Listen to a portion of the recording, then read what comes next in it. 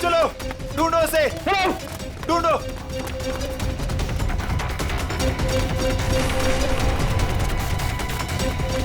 मिला क्या चोर? नहीं मिला। मिला? नहीं मिला। ढूंढो उसे, बच के निकलना नहीं चाहिए हमारी शॉल से। हाँ चलो चलो चलो।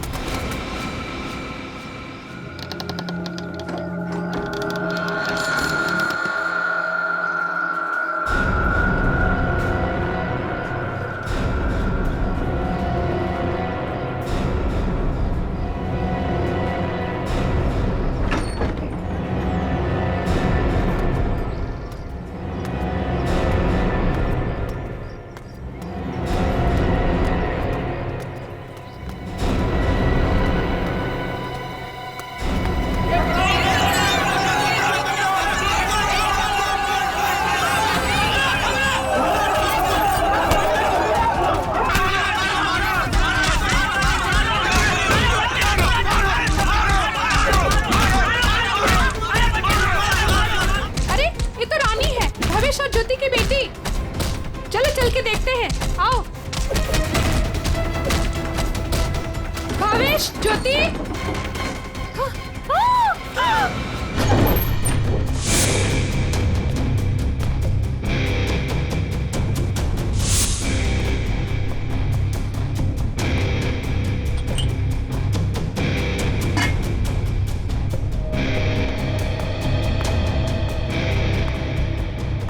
तुमने इन दोनों का खून किया और बच्चा लेके भाग रहे थे ऐसे? साहब, मैंने इनका खून नहीं किया। मुझे गन भी चलाने नहीं आती। मैं 2 दिन से भूखा था साहब। सुबह एक घर से खाना चुराया था, लेकिन भीड़ मेरे पीछे पड़ गई तो भीड़ से बचने के लिए इस घर में छुप गया था साहब। इसकी तलाशी ली? हाँ सर, मगर गन नहीं मिली। आप लोगों ने यहाँ गोली चलने की आवाज सुनी थी? नहीं सर, नहीं। बच्चा चुरा के क्यों भाग रहे थे तुम? साहब, भीड़ से भागते हुए चुराया हुआ खाना फेंक दिया था। घर में इनको मरा पड़ा देखा और बच्ची इनके पास रो रही थी। फिर मैंने सोचा बच्ची को बेचेंगे तो पैसा मिल जाएगा साहब, बस कुछ नहीं।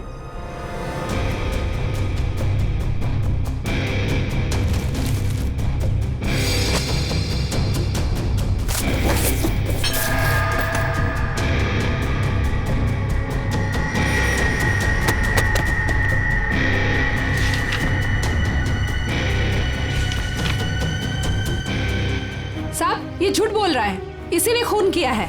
इसे हमारे हवाले कर दीजिए, हम इसे सबक सिखाएंगे। हमारे हवाले कर दीजिए, हम इसे सबक सिखाएंगे। नहीं साहब, नहीं, ये लोग मुझे मार डालेंगे साहब। नहीं, मुझे माफ कर दो साहब। तुमने बच्चा चुराने की जो गलत हरकत की है ना, इसकी सजा तो यही है कि मैं तुम्हें इन लोगों को, मगर मैं ऐसा नहीं करूंगा। कोई इसे हाथ नहीं लगाएगा। इसकी एक ही सजा इसे कानून देगा। आने के कुछ मिला? ऋषि नाम के एक बच्चे का मेडिकल रिपोर्ट मिला है, तबीयत काफी खराब है। ऋषि? हाँ सर, 10 साल का है।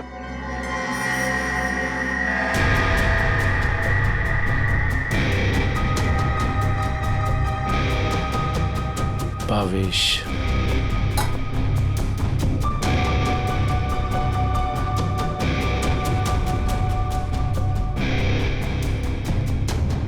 सर। हाँ रोशन? सर, ये 3 चाय के कप मिले।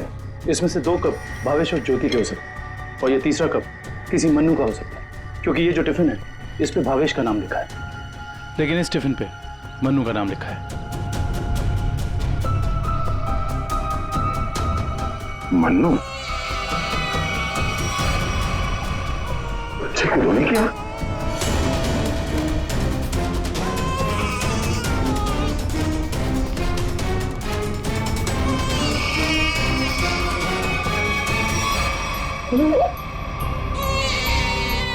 ये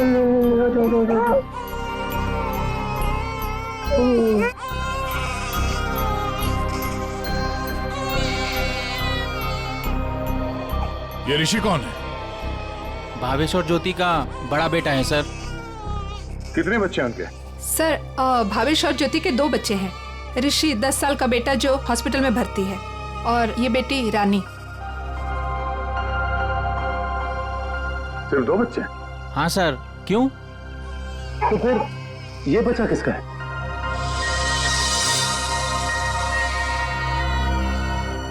सर पता नहीं ये कौन है। सर भावेश और ज्योति 6 महीने पहले यहाँ रहने आए थे, तब ऋषि और रानी ही उनके साथ थे। तो ये बच्चा कहाँ से आया? अच्छा, ये बच्चा चाल में से किसी का तो नहीं? नहीं सर, नहीं सर। ये क्या चक्कर है? कोई और इनके साथ रहता है इनके परिवार में? सर ज्योति की एक बहन है मधु, वो आती थी यहाँ पर। आप लोग किसी मन्नू नाम के आदमी को जानते हैं? मन्नू? नहीं साहब, इस नाम का कोई भी आदमी इस चाल में नहीं रहता। अच्छा, ये भावेश काम कहाँ करता था? सर दिहाड़ी का मजदूर था भावेश। रोज काम के लिए चौराहे पे खड़ा रहता था, जहां भी काम मिल जाता वहीं चला जाता। सर कहीं है मन्नू भावेश के साथ तो काम नहीं करता था? सर ये बच्चा कौन है ये कैसे पता चलेगा? दुष्यंत, एक काम करो, पता करो किसी बच्चे की मिसिंग होने की रिपोर्ट लिखवाई गई है क्या, और पूर्वी भावेश और ज्योति के घर वालों को कांटेक्ट करो।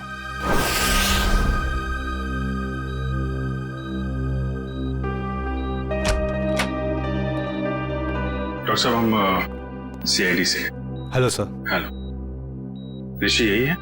हाँ सर यही है। क्या हुआ सर? हम लोग इससे बात कर सकते हैं? नहीं सर, ये बात करने की हालत में नहीं है। ऐसा क्या हुआ इस बच्चे को? सर इसे किडनी की प्रॉब्लम है। क्या बात है सर, आप लोग यहाँ कोई प्रॉब्लम? एक्चुअली ऋषि के माँ बाप अब नहीं रहे। क्या? ओह माय गॉड, इसलिए इसके इलाज के लिए आज कोई रकम जमा करने नहीं आया। क्या मतलब? इलाज के लिए रकम? हाँ सर, एक्चुअली ऋषि का आज एक ऑपरेशन होने वाला था। इसके घर वाले आज 10 लाख रुपए जमा करने वाले थे। 10 लाख? ये वो लोग 10 लाख रुपए कैसे जमा कर पाते हैं?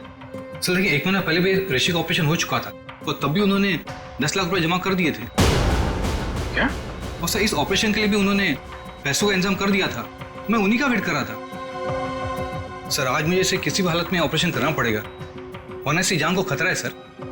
डॉक्टर साहब, आप ही ऑपरेशन शुरू करिए, पैसों का इंतजाम हम लोग करेंगे। ठीक है सर, आप कहते हैं तो हम ऑपरेशन शुरू कर देते हैं। Okay sir.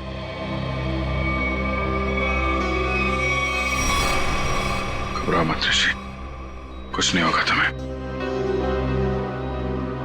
सर एक बात समझ में नहीं आई कि भावेश के पास इतने सारे पैसे आए कहां से? वही तो। 20 लाख। अगर 20 लाख उनके पास थे तो बाकी के 10 लाख कहाँ गए? घर पे तो पैसे मिले नहीं। वो जा बेटा, क्यों इतना रो रही है? किसने तेरे को परेशान किया? अरे बेटा प्लीज रोना बंद हो जा, प्लीज। देख, अगर तू रोना बंद नहीं करेगी ना तो फिर मैं रोना चालू हो जाऊंगा।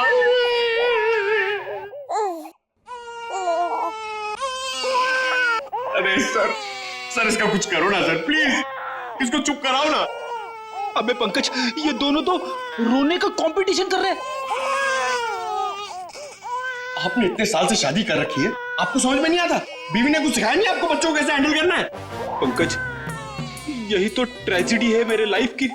मेरी बीवी तो हमेशा मुझे ही रुलाती रहती है, ये नहीं किया, वो नहीं किया, तुम्हें चाय बनाने नहीं आती, कितना कम पैसा कमाते हो, हमेशा डांटती रहती है। चुप रहना तो।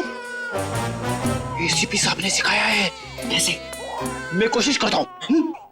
एसीपी साहब आएंगे, दूध मलाई लाएंगे, मुन्ने को खिलाएंगे, मुन्ना खूब खाएगा, चुप हो जाएगा। चुप हो गया। सर ये बहुत रो रही है सर। इसको भी चुप कराओ ना प्लीज। अबे नहीं, मेरी आवाज से ये वापस जाग जाएगा। तू एक काम कर, उस कोने में जा, एसीपी साहब का नाम लेके और कुछ भी गा ले। क्या गाँव, मेरे समझ में नहीं आ रहा है। हाँ। गांव से 20-20 कोस दूर जब भी कोई बच्चा रोता है तो माँ कहती है बेटा सो जा वरना एसीपी सर आ जाएंगे।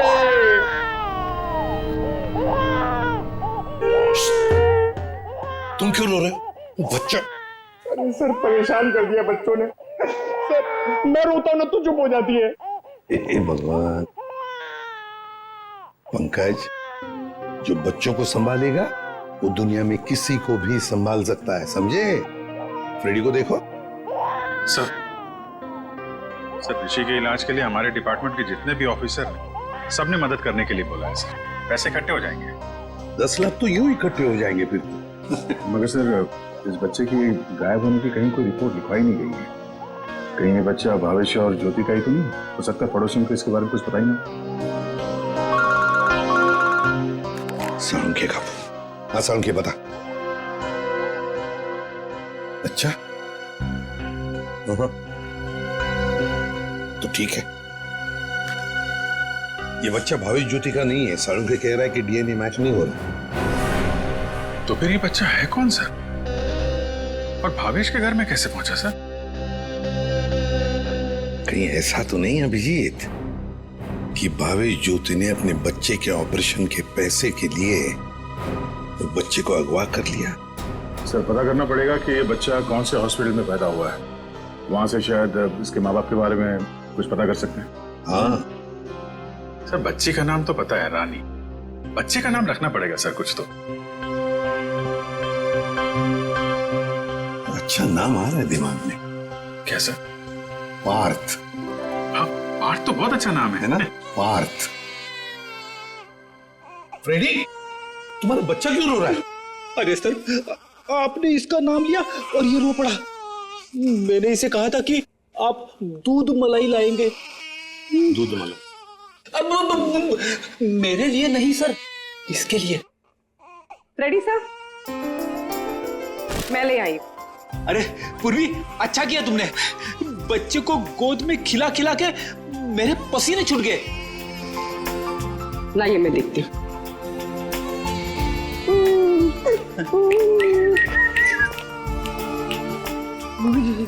ले ले ले ले ले ले।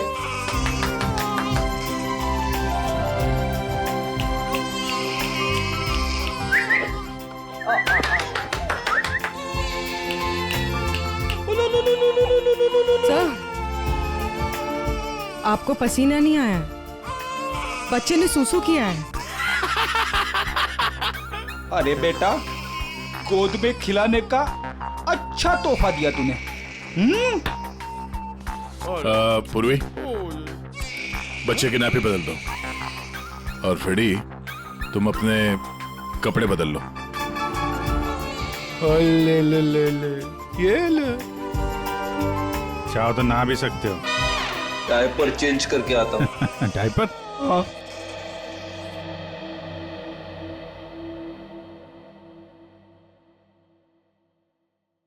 ये तो मन्नू का डब्बा है, नाम भी लिखा है उसका। आपकी साइड पर छूट गया था क्या? नहीं, मन्नू ने जहाँ खून किया था वहां छूट गया। मन्नू ने खून किया था? नहीं नहीं साहब।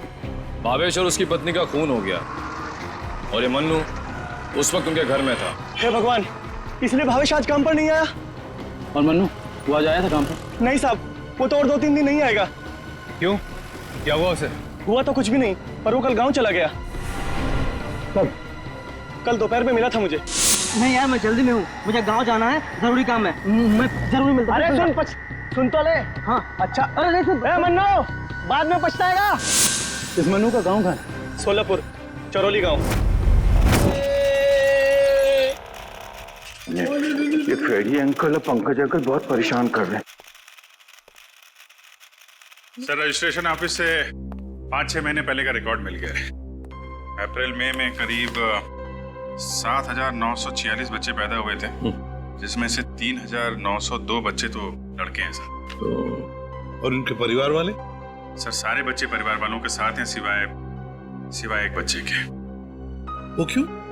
सर एक पिछले महीने उस बच्चे के माता पिता कार एक्सीडेंट में मारे गए। उसकी दादी थी, उसका भी कुछ पता नहीं चल रहा है, और बच्चा भी गायब है। बच्चा भी गायब है, दादी भी गायब है। अभिजीत, कहीं ये हमारा ये बच्चा तो नहीं है, उस दादी का पोता? पता लगाना पड़ेगा इस दादी का, कहाँ है, किस हालत में है ये दादी।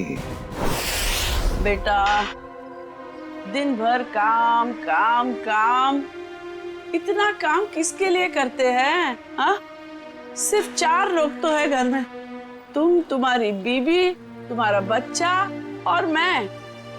और भगवान की दया से बहुत कुछ है हमारे पास। जिंदगी में पैसा ही सब कुछ नहीं होता है बेटा, और पैसे से जो मिलता है सब कुछ है हमारे घर में। लेकिन खुशी नहीं है, खुशी नहीं है बेटा। जा देख देख आईने में अपना चेहरा देख, कितना मुरझा गया है तू।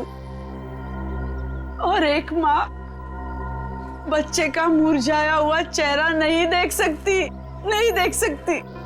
अले अले ले, रो मत रे मेरा बच्चा। ये देख देख तेरा बच्चा, मेरा एक लौता पोता, इस घर का एक लौता वारिस। लेकिन टाइम है तुम्हारे पास इसके लिए? है टाइम? एक दिन ये भी मुरझा जाएगा, और उस दिन तू बहुत पछताएगा, देख ले, बहुत पछताएगा। लेकिन तुझे इसकी जरा भी फिक्र नहीं है ना? ठीक है, जा तू मुंह हाथ धो ले और थोड़ा आराम कर ले। हाँ, तब तक मैं तेरे बच्चे से खेलती हूँ। और ले ले ले ले ले लो लला रहा है, क्यों रो रहा है बच्चा? अरे दूध चाहिए, दूध, भूख लगा है, दूध पिएगा? दादी दूध पिलाती, दादी दूध पिलाती। इतने बड़े दुख की बात है ना, इन्होंने अपना सब कुछ खो दिया। सच, अपना बेटा, बहू और अपना पोता भी एक ही झटके में सब खत्म हो गया। अरे दूध नहीं पिएगा? बाप की तरह भूखा रहेगा? हाँ ठीक है ठीक है, मैं तुझे सुलाती। हाँ, लल्ला लल्ला लोरी, दूध की कटोरी, दूध में बताशा, मेरा पोता करे तमाशा।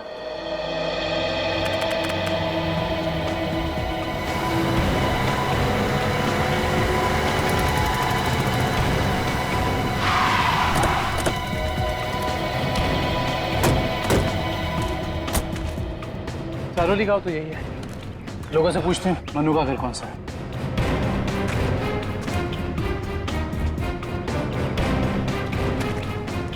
भाई साहब, ये रास्ता मनु के घर की तरफ जाता है। मनु साहब, वो रहा मनु।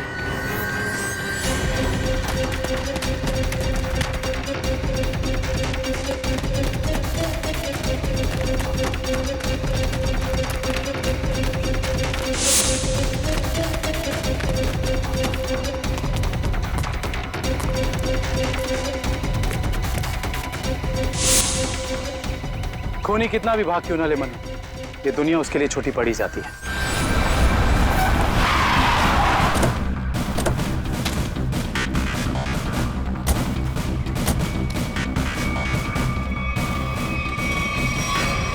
आइए सर। सर, सावित्री देवी की दिमागी हालत बहुत खराब है। वो हमेशा खोई खोई रहती है, कभी तो खूब हंसती है और कभी चिल्ला चिल्ला कर रोने लगती है। डॉक्टर्स को दिखाया आपने? दिखाया सर। डॉक्टर ने कहा कि उन्हें कोई बहुत बड़ा सदमा पहुंचा है। आइए सर, आइए।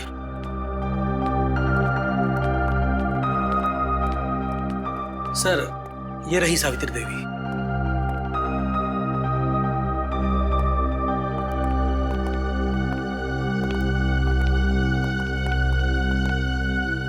सावित्री जी,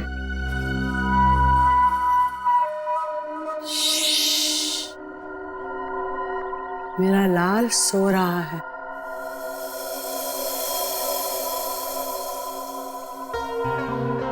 मेरे से बात करना। वैसे आप कैसी हैं? मैं अच्छी हूँ, भली चंगी हूँ, लेकिन तुम कौन हो भाई? हम लोग आपके दोस्त हैं। मेरे दोस्त? तुम कब से मेरे दोस्त बने? हाँ, अब अभी आपको देखा और दोस्ती हो गई। सच्ची? और ये सब कौन है? जी, हम सब भी आपके दोस्त हैं। बहुत अच्छा। सावित्री जी, आपसे कुछ जरूरी बात करनी थी। थोड़ा यहाँ तो ये सो रहा है ना, डिस्टर्ब होगा, इधर आ सकते हैं?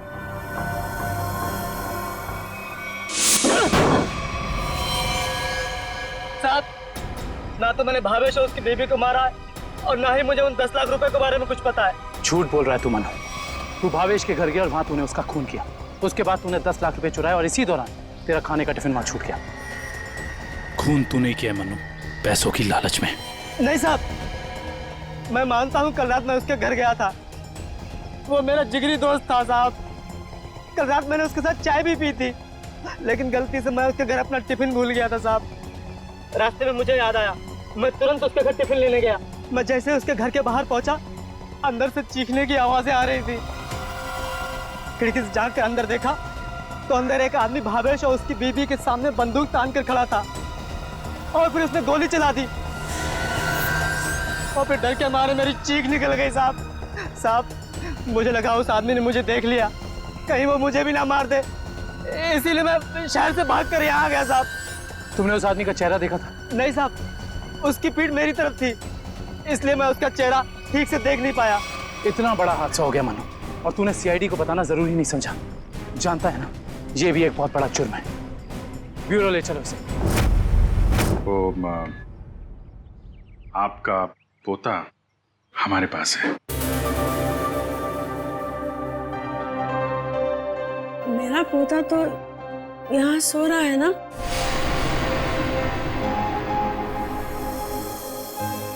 झूठी खबर। सावित्री जी, हम इसकी बात नहीं कर रहे। ये तो खिलौना है। आपके असली पोते की बात कर रहे हैं। जी हाँ, आपके बेटे का बेटा। याद है आपको?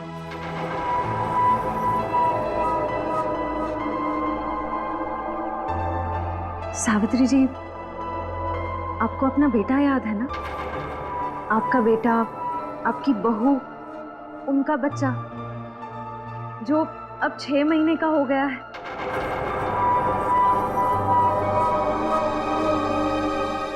याद आया? सावित्री, याद करो। ये लोग उसकी बात कर रहे हैं जैसे तुम कलेजे का टुकड़ा कहकर याद किया करती हो। तुम्हारा लाडला, तुम्हारा पोता सावित्री, याद करो। हाँ सावित्री, कुछ याद आया? तुमने कहा था ना कि वो तुम्हारे बुढ़ापे की लाठी है, तुम्हारे घर का उजाला है। याद करो, याद करो सावित्री।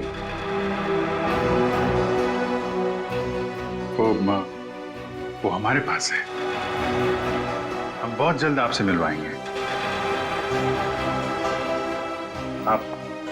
आप समझ रही हैं ना सावित्री जी? कोई फायदा नहीं है सर, वो आपको कुछ बता नहीं पाएंगे।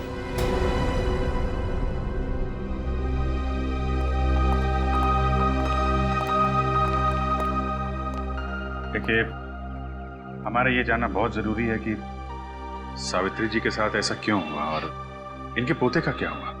उसको तो शायद अगवा कर लिया गया। इनसे 20 लाख रुपए भी मांगे गए थे, लेकिन इनके परिवार में तो कोई भी नहीं है। इनके बहू और बेटे की दोनों की एक एक्सीडेंट में मौत हो चुकी है। घर भी बिक चुका है। ये खुद इस सदमे से अभी तक बाहर नहीं निकली है। बहुत बुरा हाल है इनका। Thank you very much.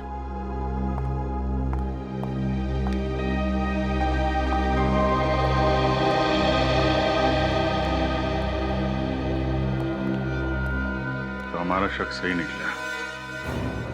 आवेश और ज्योति ने इनके पोते को किडनैप किया 20 लाख रुपए के लिए, ताकि उन पैसों से वो अपने बेटे ऋषि का इलाज करवा सके।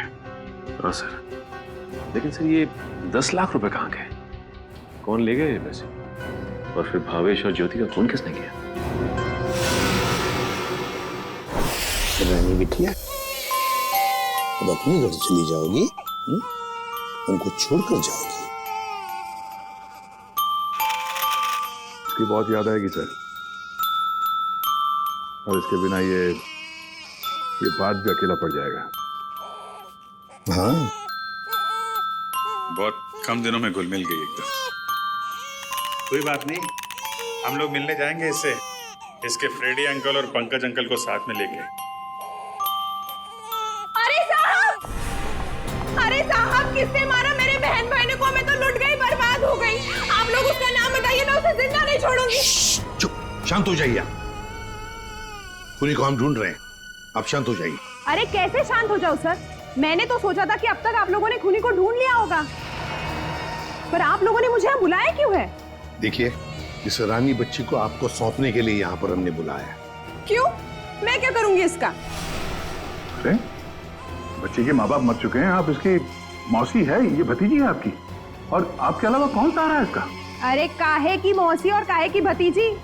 मैं सिर्फ ऋषि की मौसी हूँ, जो उनका सगा बेटा है और अब अस्पताल में अनाथ पड़ा है। और ये रानी? वो भावेश के बहन की बेटी है, जो उसे जन्म देते ही मर गई थी। तो पाल रहे थे भावेश और ज्योति से। भावेश की बहन की बेटी? हाँ जी। तो फिर इस बच्ची के आप रिश्तेदार हो, आपसे बेहतर कौन संभाल सकता है इस बच्ची को? अरे सर, आजकल महंगाई के जमाने में अपने बच्चों को पालना पोसना बहुत मुश्किल है। इन्हें कैसे पालूं मैं? आप कहीं कोई बहाना तो नहीं बना रही ताकि बच्ची को ना ले जाना पड़े?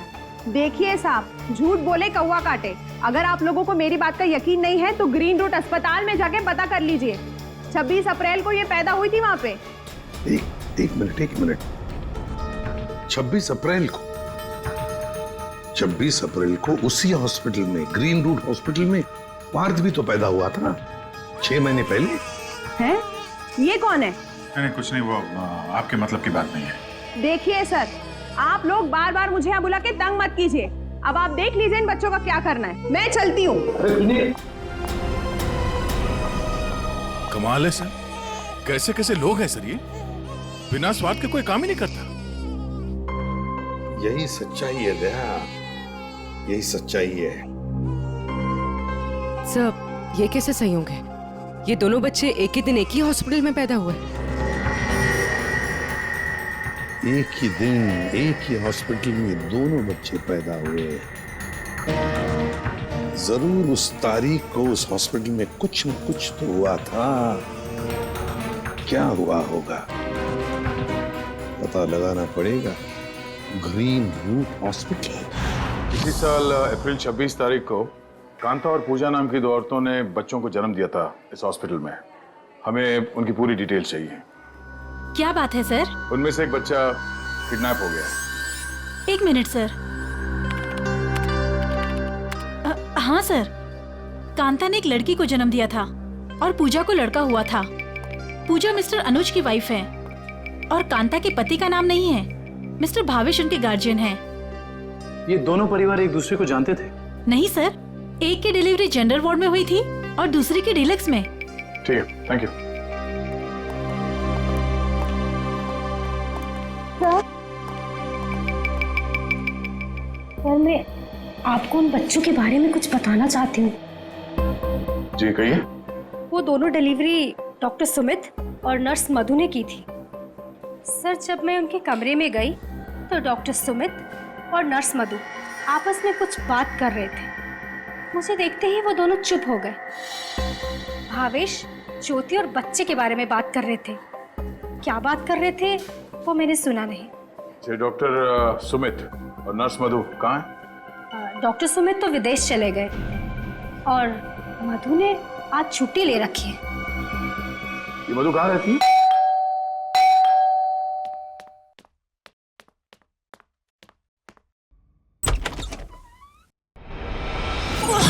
कौन हो तुम? हाँ? कौन हो तुम?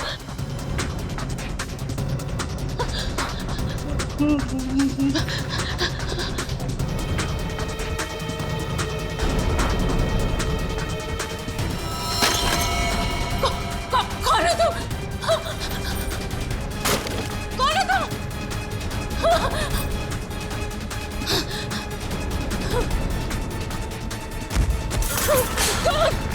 कौन हो तुम? बचा,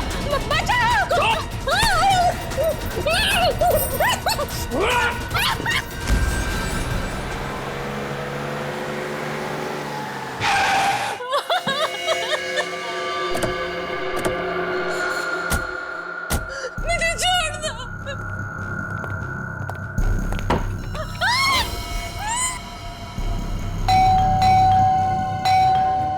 बस दरवाजा क्यों नहीं खोल रही है?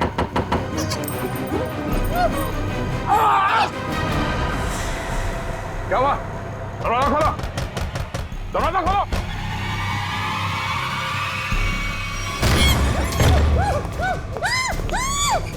ए! खोलो!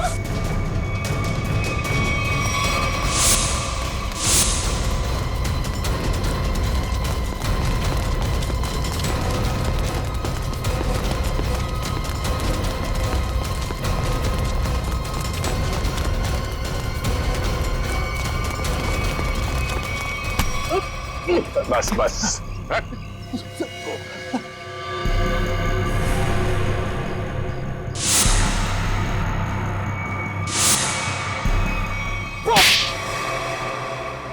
बच्चों को अगवा करने में मेरा कोई हाथ नहीं है। 6 महीने पहले मैंने सिर्फ उनकी अदला बदली की थी। जब वो दोनों पैदा हुए थे ग्रीन रूट हॉस्पिटल में, बस इसके अलावा मुझे कुछ नहीं पता। क्यों की थी अदला बदली? हाँ?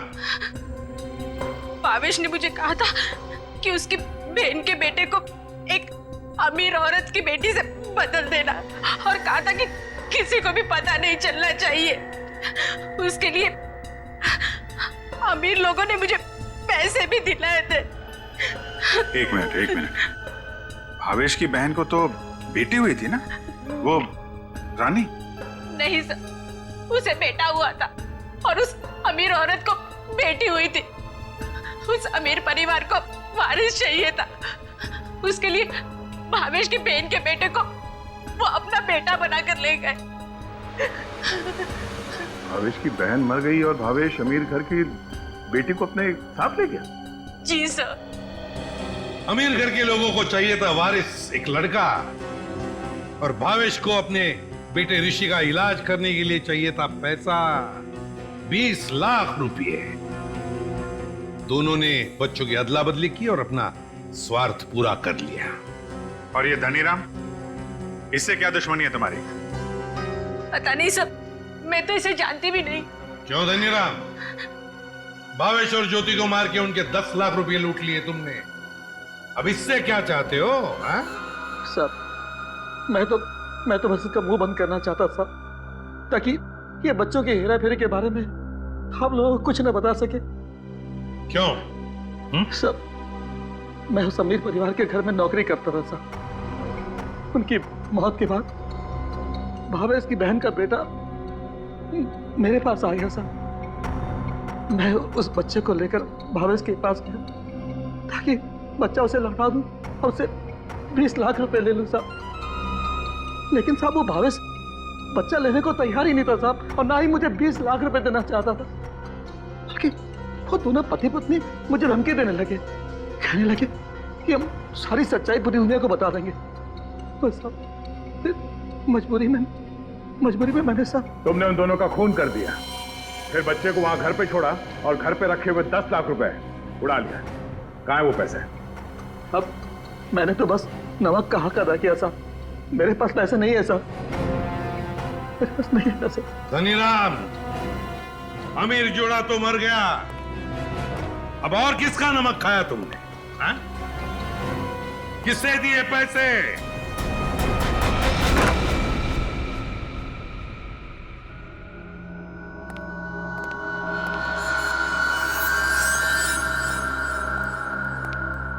क्यों किया आपने ये सब? देखिए, हमें सब कुछ पता चल चुका है। चुप रहने से कोई फायदा नहीं। हम समझ सकते हैं कि इस उम्र में जिंदगी से जूझना मुश्किल हो जाता है, लेकिन गुनाह तो गुनाह है ना। आपकी उम्र आराम से जिंदगी गुजारने की है, मगर आपने जो गुनाह किया है उसकी सजा तो आपको भुगतनी ही पड़ेगी। अफसोस गुनाह करने से पहले करना चाहिए था। अब चुप रहने से आपके गुनाह मिट नहीं सकते। आपको हमारे साथ चलना पड़ेगा।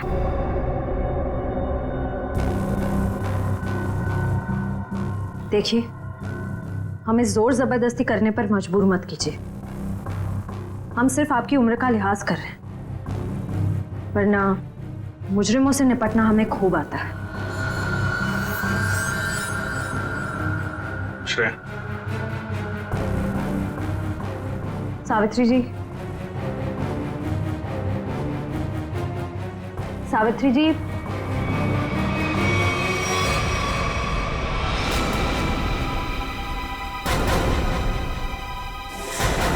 ये तो मर चुकी है।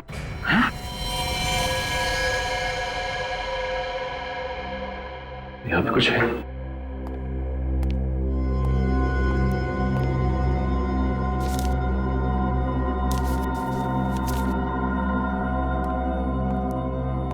ये देखिए सर, सावित्री जी के हाथ का लिखा लेटर। मैं मुजरिम हूं, ये सब मैंने किया है। एक्सीडेंट में मेरे बेटे और बहू की मौत के बाद मेरा सब कुछ खत्म हो गया। बेटे के लेनदार मेरे पीछे पड़ गए और सब कुछ नीलाम करने के बाद भी मैं उनके कर्जे नहीं चुका सकती थी। इसलिए मैंने धनी राम को भावेश के घर में भेजा कि वो अपनी बहन का बेटा वापस ले ले और जो 20 लाख रुपए मैंने दिए थे वो मुझे लौटा दे। लेकिन भावेश ने मना कर दिया और गुस्से में धनी राम ने उनका खून कर दिया। ये सब मैंने वारिस के चक्कर में किया था। अपनी पोती को देके बेटा चाहती थी मैं। ये मेरी सबसे बड़ी भूल थी। बेटी हो या बेटा, कोई फर्क नहीं पड़ता, दोनों भगवान की देन है। मैं ऐसी शर्मनाक जिंदगी नहीं जी सकती, इसलिए मैं खुदकुशी कर रही हूं। हो सके तो मुझे माफ कर देना सावित्री।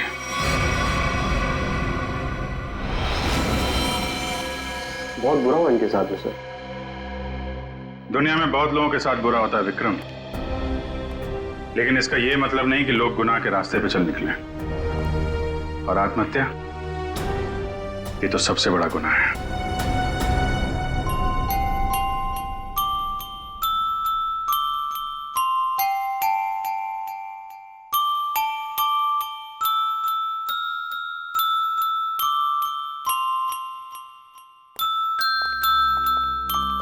आप लोग प्लीज थोड़ी देर यहीं रुकिएगा।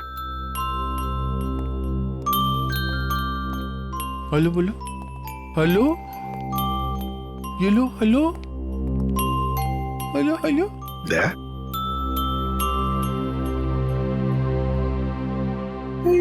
क्या वो एनजीओ वाले आ गए हैं बच्ची को? सर, मेरी एक रिक्वेस्ट थी सर। वो मैं जानता हूं तुम बच्ची को खुद छोड़ने जाना चाहते हो ना, तो हम भी चलेंगे छोड़ने के लिए उसको। नहीं विजित, वो बात नहीं है। सर मुझे दया, जरा सोचो, बच्ची को हम भी रखना चाहते हैं, रोज हर रोज उसके साथ खेलना चाहते हैं, देखेंगे हम उसको, लेकिन हम उसकी अच्छी तरह से परवरिश नहीं कर पाएंगे। ये बच्ची एनजीओ में जाएगी तो बाकी बच्चों के साथ बड़ी होगी, सीखेगी, है ना? इसके फ्यूचर का भी हमें सोचना चाहिए।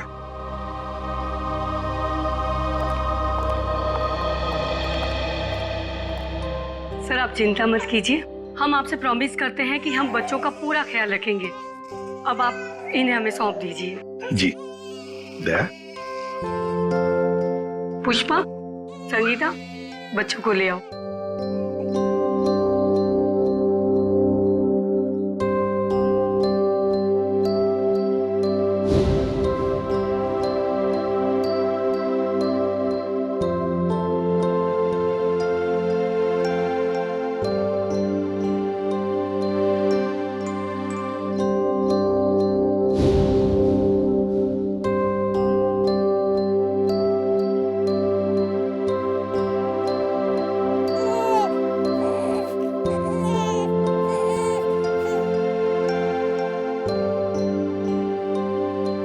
सर, हम ऋषि की भी पूरी जिम्मेदारी उठाने को तैयार है। उसकी हर सुविधा का हम ख्याल रखेंगे।